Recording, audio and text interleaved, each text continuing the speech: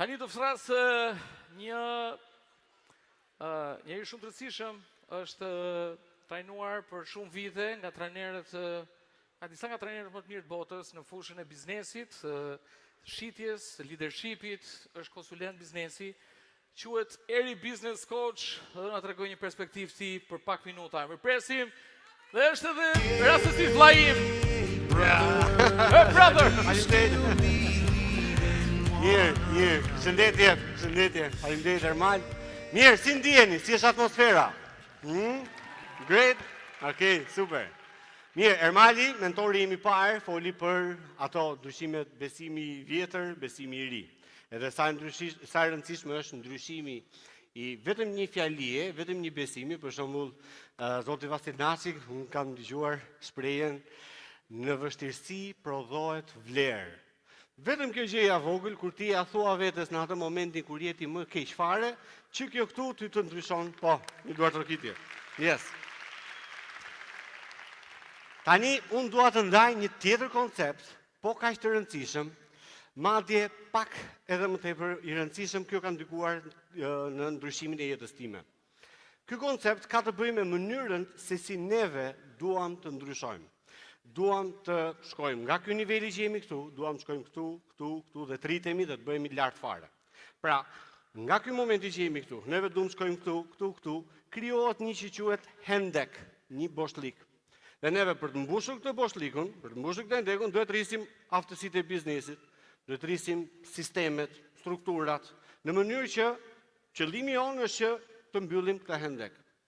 Atëherë, ekzistojnë tre mënyra për të mësuar, tre mënyra për të mësuar çdo aftësi që duam të zhvillojmë, çdo sukses që duam të arrijmë, edhe çdo objektiv që kemi. Janë vetëm tre mënyra, sepse nga ku jemi këtu dhe deri kur të shkojmë këtu, që janë me faza, ne na duhet të zhvillojmë aftësi të reja. Atëherë, po filloj me të parën me një herë. Mënyra e parë është mëson nga vetja. Okej? Supozojmë që kjo quhet edhe ajo shkolla e jetës, Kush e ka parasysh shkollën e jetës, Mësojmë nga vetja jonë. Bëjmë biznes sipas asaj që neve dim, apo hard way. Tani kjo mënyrë ka disa avantazhe. Është komode, s'ke nevojë për të regjistruar, s'ka tarifa shkollimi, s'ke nevojë fare për investim, por ka një problem shumë të madh. Ti nuk ke feedback. Ti nuk ke atë që quhet objektivitet. Ti nuk di atë që nuk di. Mund t'ja thoni kolegut, ti nuk di atë që nuk di.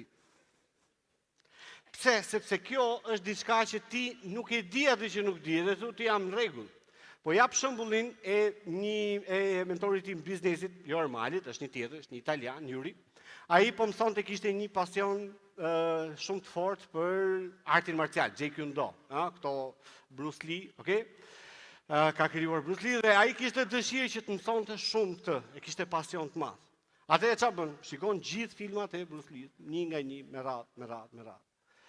Dhe çfarë bënte Bruce Lee në film? Ky e imitonte në shtëpi. Edhe bënte ky lëvizje këto dhe ky bënte lëvizje. Bënte ky këto lëvizje të tjera, bënte këto lëvizje. I kishte mësuar përmendësh, i kishte mësuar që të gjitha. Ku është problemi këtu?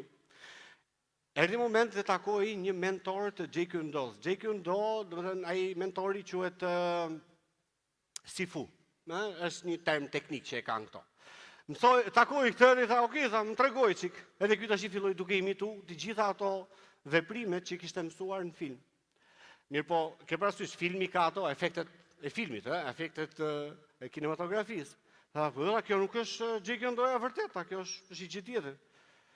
Po jo, tha ky, shumë e vërtetë, se unë kam pa në film. Ja, shit si ja bën ky. Fiu, wow! Në këtë moment, ky tani Sifu shpjegon edhe thotë, "Shiko, janë shumë gjëra që Bruce Lee bën vetëm për efekt filmi. Sepse kamera duhet ti që të kapi kamera, ti duhet bësh lëvizje të mëdha. Do të hapësh krahun mirë, sepse nëse është lëvizje e vogël, këti ekrani. Nëse është lëvizje e vogël këtu, kamera nuk të kap dot.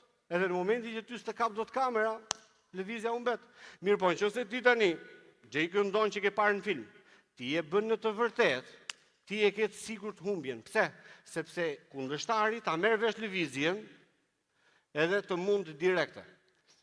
E njëjta gjë funksionon dhe në biznes. Nëse ti i shef gjërat nga jashtë, i shef gjërat nga lart, ti nuk i kupton ato gjëra, edhe thu, po nëse ai e bën, hajde ta bëj unë. Nëse ky e bën, po hajde ta bëj unë. Por janë ca gjëra të cilat janë backstage, të cilat ti nuk i kupton. Këtë gabim bëra dhe unë, isha në një trajnim biznesi në Angli, 2 editor, fantastike, u motivova, energjia vu, thash yes, do hap biznesin tim. Edhe hapa biznesin tim, trace marketing, kompani reklamash. Edhe qa bëja unë, mësova nga vetja, shoh këmbët, tako, door to door. Nuk e di, është një teknik shitjeje, door to door, që ti shkon në përzyra. Sa veta më kuptojnë për këtë? Yes, është e lotshme, është e tmerrshme. Dhe unë vetëm këtë teknik dija, këmbës edhe hec, shkon në përzyra, vishu bukur, edhe përshëndetje zotëri, unë kam një produkt shumë të bukur, të mahnitshëm, kam më të mirin dhe më të lirin në treg. Dhe ajo që merja ishte bum, më mbyll një derën. Kjo lloj strategjie mund kushtoi 100.000 euro dëm. I humba me shumë sukses vetëm nga kjo strategji. Tani dalim tek mënyra e dytë.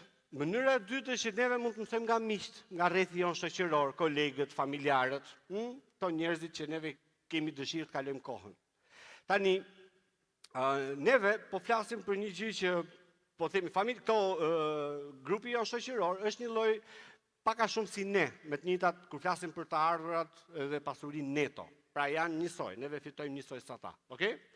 Tani kur vim tek pjesa e pasurisë dhe tek të ardhurat financiare, neve kemi pak a shumë të njëjtën shkallësi financiare.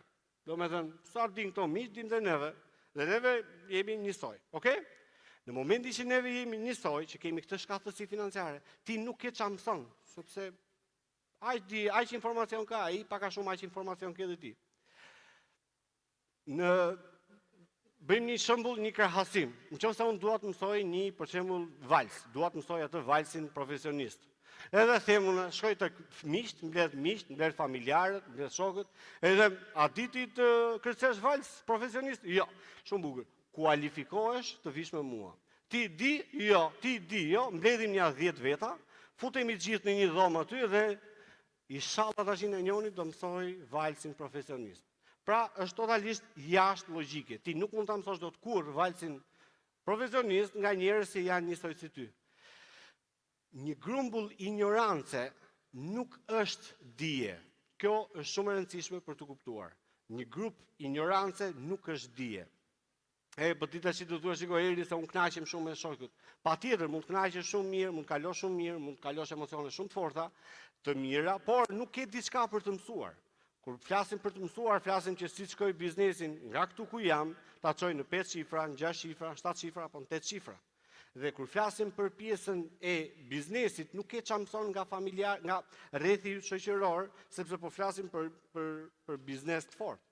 Unë po të tregoj një situatë nga jeta ime, përshëndetje disa. Unë nga rrethi shoqëror, nga miqt, thash, ore shiko, kam probleme me biznesin, kam një produkt shumë të mirë, por nuk po më shitet, si t'ja bëj? Dua të zgjeroj tregun, dua të eci përpara, por nuk po më ecën. Atëherë miqt më thonë, shiko, bëj këtë gjë. Edhe unë çfarë bëra?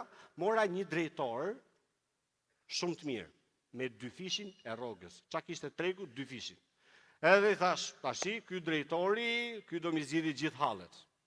Do më strukturoj biznesin, do më bëj atë biznesin që ne themi scale, pra me të njëjtat kosta që ti ke, me të njëjtat burime që ti ke, si mund të bësh scale, mund të hypësh xhiron. Pra, edhe fitimin. Dhe ky super drejtori mua më prodhoi në 2 vjet plot 40.000 euro humbje, me shumë sukses, 40.000 euro të dokumentuara. Pse? Sepse unë mora një mësim nga miqtë e mi. Merra atë drejtorin e mirë, paguje mirë dhe ky do të të paketoj, do të mobilizoj, do të strukturoj biznesin. Dhe kjo gjë ishte totalisht e gabuar. Tani, cila ishte mënyra e parë? Mënyra e parë është që ti mëson nga vetja. Çfarë problemi ka nga vetja? Mëson nga vetja, por ti nuk e di se çfarë mëson, edhe ose nuk mëson fare, zero, ose mëson perfekt një mënyrë të gabuar. Mënyra e dytë është nga shokët, nga miqtë, që dhe kjo nuk duket shumë premtuese. Tani shohim një mënyrën e tretë, se mbase kjo do ja dalim. Mënyra e tretë është që ti të mësosh nga një mentor. Tash ju do thoni, po shpu ka mentori këtu, shlidhje ka mentori. Zamir Mane dje nuk përmendi gjë mentor, nuk tha biznes, ai tha vetë. Këtë do t'ja them pak më vonë, vetëm qëndroni këtu. Ti nuk e lexon dot etiketën tënde kur ti je brenda kavanozit. Nuk e di, është kjo figura këtu? Këtu ti je brenda problemit, ti je shumë afër problemit, dhe duke qenë se ti je afër shumë problemit, ti nuk e lexon dot problemin me objektivitet. Edhe ti je i lidhur emocionalisht dhe ti, sepse si tham, ti nuk di atë që nuk di. Sepse je i lidhur ngushtësisht me gjën, me emocionalen. Ti thu, shiko se unë s'ja dal dot, unë s'ja dal dot. Në një kohë që një tjetër që është jashtë teje, konsulent biznesi, mentor, që e si duash, ky e shikon nga ajo, thotë, shiko, po është ky problemi, s'është kjo që ti mendon. Dhe ajo që duhet bëhet është që ti duhet mësosh të bëhesh një mjeshtër. Dhe kujdes, për kufizimin e mjeshtrisë është që aftësia për të ekzekutuar një veprim pa pasur nevojë për përpjekje të vetëdijshme. Për shembull, Messi në futboll, ai tash duhet mendoj, e kam topin në kohën e djathtë, do ta çoj në të majtas, do bëj këtë fintën trigun, edhe pastaj do shoh portën, edhe do bëj gol. No, këtë nuk e mendon Messi. Messi çfarë mendon? Mendon komplet, ka një atë që neve i themi vetdije teknike. Ai se mendon fare në trup. Në fillim ti është shkallë e mësimit ose e brendësimit. Në fillim ti e mendon njërë në mendje çfarë duhet bëj, pastaj fillon edhe vepron me trup dhe pastaj bësh vetë veprimi. Pra ti, Messi kur luan për të fituar. Dhe ti çfarë bën? Kjo funksionon në atë që quhet vetdije teknike, ti nuk vë mendjen në punë. Dhe kjo ndodhi dhe me jetën time. Unë kur takova mentorin Eri tha, ti tha, nuk je aq i mirë se sa mendon. Tashi në biznes funksionon një gjë tjetër. Okej, duhet kalojmë tek në biznes funksionon në lojën e biznesit dhe të jetës, se kur flasim për biznes, nuk flasim në atë zonën e ngushtë, po flasim për lek, për xhiro, për gjëra. Por po flasim për diçka më të madhe. Ne e dimë shumë mirë që të ardhurat tona financiare përcaktojnë me kë rrim, me kë jetojmë, lagjen ku banojmë, fëmijët ku i çojmë shkollat, që i çojmë me çfarë makine ngasim. Kështu që po flasim për diçka më të madhe, po flasim për atë që quhet jeta e ëndrave, ose të bësh biznes sipas termave të tu. Ta vendosësh ti shefin, kush është shefi jot?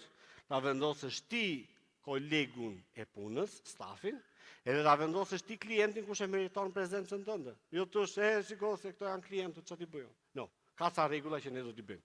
Dhe këtu kemi 4 mënyra se si ti mund ta luash lojën e jetës.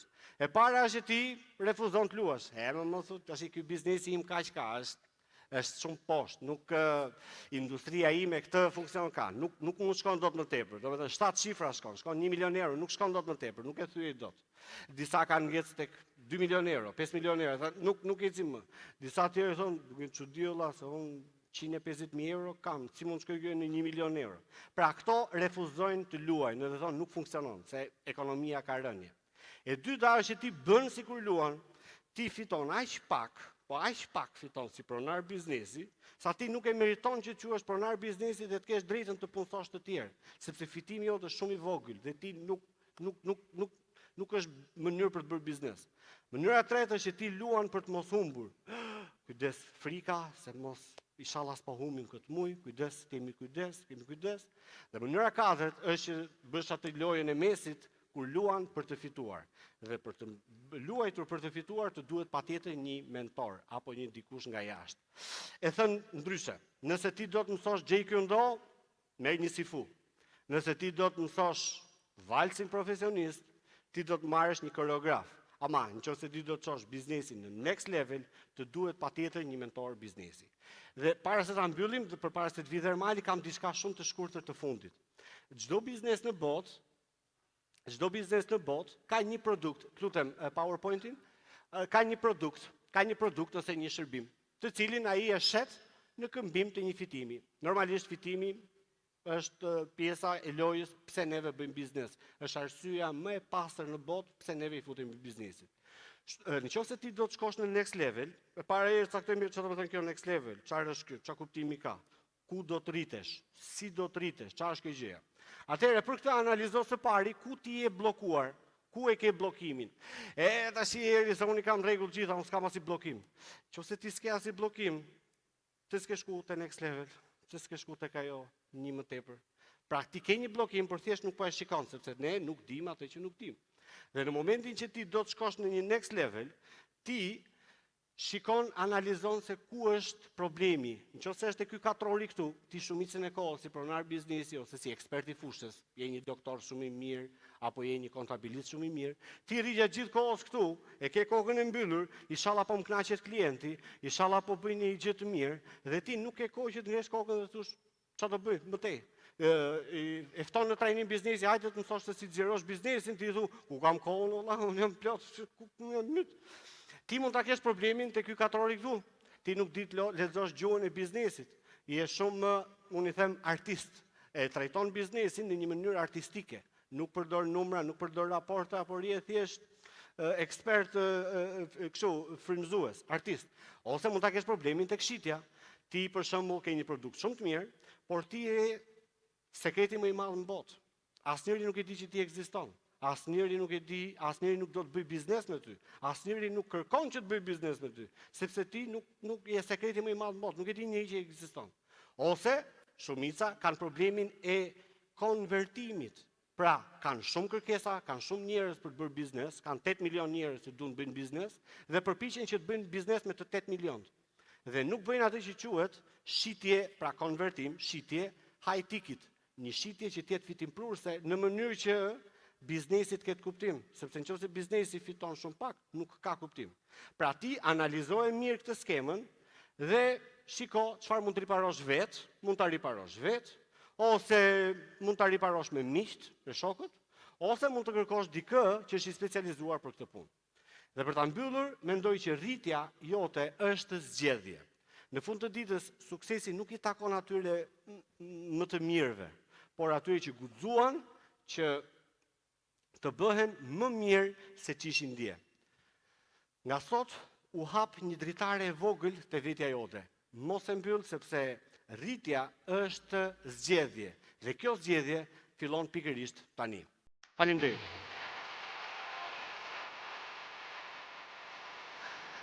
Bravo! Give it up for Aaron Business School! Let's go!